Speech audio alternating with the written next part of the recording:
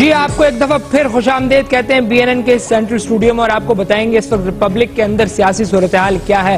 हाल ही में भी दौरा किया वज़ीर आज़म साहब ने हिंदुस्तान का, उसकी क्या फीडबैक है, हमें किस तरह पता चलेगा कि क्या बात हुई। रेवोल्यूशन की बात ही इसी मुल्क में हो रही है, साफियों का क्या किरदार है, जेनेरिक बात करना चाहेंगे, कोशिश करेंगे कि अनफोल्ड करें इस वक्त रिपब्लिक को क्या इशूज। हम सबसे पहले अपने मेहमानों का तारुफ करा दूं। बहुत शुक्रिया आपका, फौजिया वहाब साहिबा हमारे साथ हैं, अंसार अब्बासी साहब का बहुत शुक्रिया, इमरान खान साहब हमारे साथ हैं, इनका भी बहुत शुक्रिया अदा करेंगे, तहरीक इंसाफ के चेयरमैन, बहुत शुक्रिया आप तीनों मेहमान का। जी ये था हमारा पैनल, शुरू करेंगे फौजिया वहाब साहिबा आपसे। सबसे पहले हम कौम को ये बताना चाहते हैं इस स्टूडियो के थ्रू कि मोहाली में जब गए वज़ीर आज़म साहब, उसका कौम को क्या फायदा हुआ? इतना बड़ा ढिंढोरा पीटा आपने, हिंदुस्तान जा रहे हैं हम, बड़ी दोस्ती की बात हो रही, फायदा क्या हुआ कौम को, क्या बताएंगे? देखें, मैं ये समझती हूँ कि पाकिस्तानी कौम को जितना फायदा वजीर आजम यूसुफ रजा गिलानी के मोहाली जाने से हुआ है, इतना शायद न्यूक्लियर बम बनाने से भी नहीं हुआ था।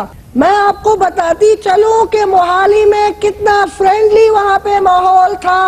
आप यकीन कर सकते हैं, सचिन तेंदुलकर को वजीर आजम साहब ने अपनी आंखों से देखा वहाँ पे, सच्ची मुच्ची वाला तेंदुलकर। मतलब ये फायदा कौम को हुआ है कि सचिन को, ये कोई कम फायदा है? आपको बताऊं, सचिन तेंदुलकर को वजीर आजम साहब ये समझते थे कि शायद उमैर अहमद के किसी अफसाने के किरदार हैं, या फिर वो कोई कैमरे की सफाई है।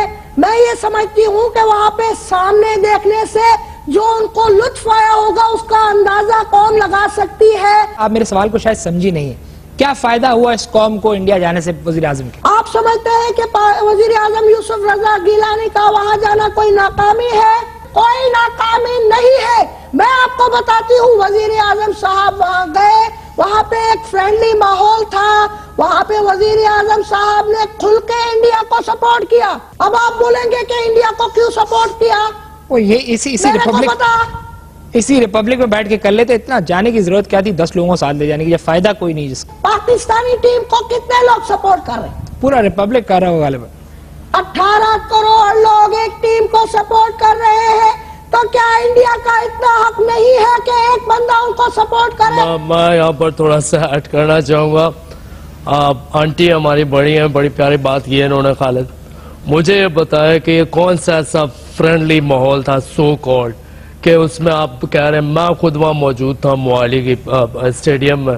खालिद यकीन कर, वो अब इसको कह रहे थे, ओ यूसुफ इधर देख, ये देख के क्या हो रहा है, और ये कह रहे थे मनमोहन भाई है मनमोहन, और इन लोगों ने खालिद वहाँ पर इगली अडूसा मंगाया मनमोहन ने, और ये फ्रेंडली माहौल था कि मनमोहन उसको अपने पैसे खुद दे रहा है और ये यूसुफ साहब खुद दे रहे हैं। ये कौन सा फ्रेंडली माहौल था?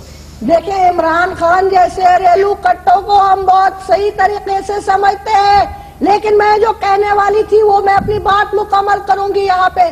जब सचिन तेंदुलकर का कैच ड्रॉप हुआ है 28 रन पे, वहाँ पे यूसुफ रजा गिलानी साहब ने सीटियां बजाई हैं, रायना के चौके पे वो जूतों समेत का उस पे चढ़ के वहाँ पे खुशी की है। वहाँ पे इतना बड़ा काम किया उन्होंने जाके, आप ये कहना चाह रही? मैं ये जरूर कहना चाहूंगी कि क्रिकेट डिप्लोमेसी ने जितना फायदा किया है, इतना आपके अमन के छक्के ने भी नहीं किया। भारत क्या खाक क्रिकेट डिप्लोमेसी का उन्होंने फायदा उठाया होगा।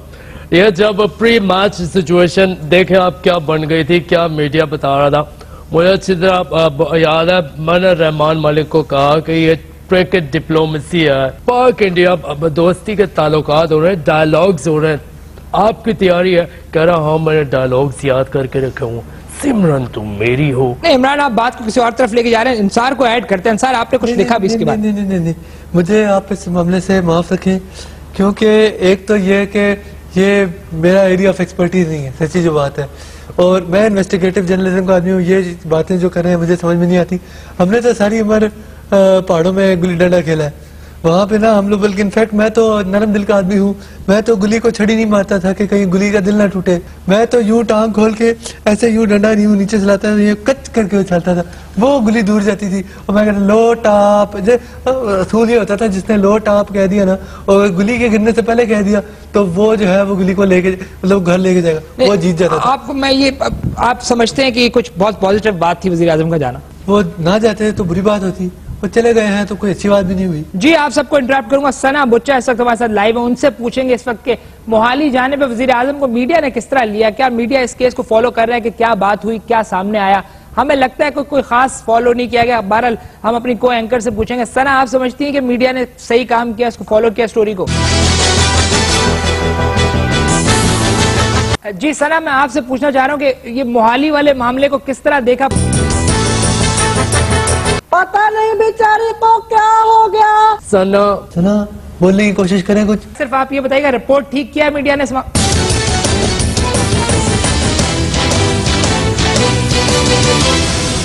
चलो बेचारे जिंदा है, ये देख के मन को शांति तो हुई कि जिंदा है कम से कम। सना आपका बहुत बहुत शुक्रिया, आपसे सवाल आपने किया था। बहरहाल गालिबन आपने एक्शन किए, आपका एक्शन बेस्ड शो है, बहुत शुक्रिया आपका। हम आपसे सिर्फ ये पूछना चाहते हैं कि मीडिया का रोल क्या। बहरहाल छोटा सा ब्रेक का वक्त हुआ, जब वापस आएंगे तो अनफोल्ड करेंगे कहानी को। और let's have a quick break है।